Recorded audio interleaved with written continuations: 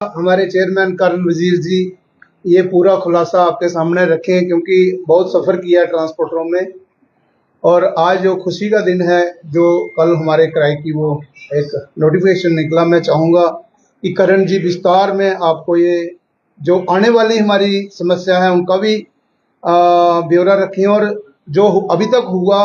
उनका भी, वो जितना भी चिट्ठी है वो सारा चिट्ठा सामने आपके लाएं। करण जी। धन्यवाद। पहले तो मैं मीडिया का शुक्रगुजार हूं जो इतने कम समय में यहाँ पहुंचे हैं। आज जो ट्रांसपोर्टर्स की एक बहुत पुरानी और लंबी मांग चल रही थी, तकरीबन 5 साल पहले टैरिफ फेयर रिवीजन जो सरकार की तरफ से किया गया था, लगभग 5 साल के बाद मौजूदा सरकार जनाब उमर अब्दुल्ला साहब की क़यादत में और हमारे ट्रांसपोर्ट मंत्री सतीश शर्मा जी और विभिन्न एडमिनिस्ट्रेटिव अफसरान, ट्रांसपोर्ट सेक्रेटरी अवनी लवासा जी जिन्होंने इस अपने कार्यकाल में, और ट्रांसपोर्ट कमिश्नर विशेष पाल महाजन जी जिन्होंने ये पूरा कारवां जो है इस टैरिफ रिवीजन का एक दोबारा से शुरू किया, और उन्होंने कमिटमेंट की कि मौजूदा सरकार के समय में हमें ये जो एक रिलीफ मिला है वो जल्द ही मिलेगा। लेकिन हमें तकरीबन 6 महीने लगे, मगर मैं स्वागत करता हूं कि सरकार ने ट्रांसपोर्टर्स की जो एक दुखती रग थी उसको थोड़ा सा सहारा दिया, और ये एक तोहफा जो ट्रांसपोर्टर्स को दिया है जिसमें एक किराया जो है वो 18% फेयर हाइक किया गया है, और इसकी स्लैब्स जल्द ही बन के ट्रांसपोर्ट कमिश्नर के थ्रू ट्रांसपोर्टर्स की जो है वो जल्द ही आपके सामने लाई जाएंगी गजट में। जहां सरकार ने एक रिलीफ फेयर रिवीजन के साथ दिया है, मैं समझता हूं कि हमारी और कई सारी मांगे हैं जो अभी तक पेंडिंग हैं। जैसे कि हम कहें कि ई बसेस जो यहाँ लाई गई और यहाँ पे कहा गया कि वो सिर्फ स्मार्ट सिटी और म्युनिसिपल लिमिट्स में चलाई जाएंगी, उनका बकायदा एक टेबल चार्ट बना, उसकी टाइम लाइन बनाई गई, मगर अभी तक उन गाड़ियों को उस चार्ट के मुताबिक नहीं चलाया जा रहा। जहां बात करें हमारे, वो भी अभी तक एज इट इज सिर्फ कमिश्नर यूएलबी ने ऑर्डर निकाला है, लेकिन उसकी इम्प्लीमेंटेशन कहीं की नहीं जा रही।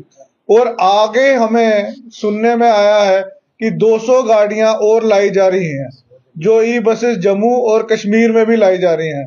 जहां कश्मीर के ट्रांसपोर्टर्स ऑलरेडी जूझ रहे हैं, जम्मू के ट्रांसपोर्टर्स जहां मुश्किलातों में फाइनेंशियल बर्डन उनके ऊपर पड़ा हुआ है। मैं समझता हूं कि सरकार को जल्द ही हमारे मुद्दों के ऊपर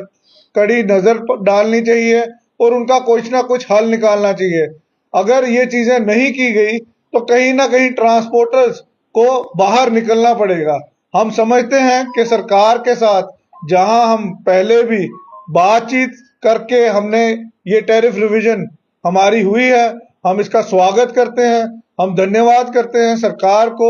उमर अब्दुल्ला सरकार की क़यादत में जो ये हमारे को एक तोहफा मिला है, एक बहुत हम शुक्रगुजार हैं। लेकिन हम समझते हैं कि जहां हमारी मुश्किलातें आगे और भी हैं, उनके जल्द ही हल निकाले जाएं। जहां ई चलानिंग जो है, एक दौर चल रहा है कि ई चलानिंग जो है वो मोबाइल फोन से फोटो खींची जाती है और ट्रांसपोर्टर जो है उसको पता नहीं लगता, बाद में गाड़ियां ब्लैकलिस्ट हो रही हैं। तो हम समझते हैं कि हमने कई बारी अपनी रिप्रेजेंटेशन दी है और सरकार को इसके ऊपर एक गहरा संकल्प लेना चाहिए ताकि हमारे मुद्दों पे कोई ना कोई रोशनी डाल के उनका हल निकाला जाए। मैं चाहूंगा कि हमारे वर्किंग प्रेसिडेंट भारत भूषण शर्मा जी आपके साथ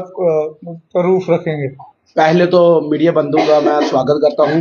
और सबसे बड़ी खुशी की ये बात है कि जो हमारी टीम है, हमारे प्रधान जी विजय सिंह जी और चेयरमैन जी की, इनकी सुपरविजन में जो हमारा एक जो किराए का मुद्दा था पिछले 5 साल का चल रहा था, और इन्होंने एक बहुत ही अच्छे ढंग से इसको अपने तरीके से चलाया। और हमारा जो एक ट्रांसपोर्टरों का एक इशू था, सबसे बड़ा इशू था फेयर रिवीजन का, ये आज जो हमें हमारा पूरा हुआ है। और हम ये आज से उम्मीद करते हैं अभी कि हमारे जो ट्रांसपोर्ट मंत्री जी हैं और सीएम साहब हैं,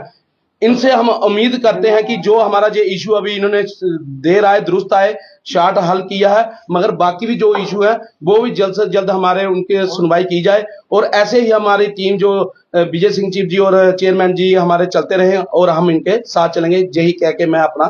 तहे दिल से शुक्रिया करता हूँ।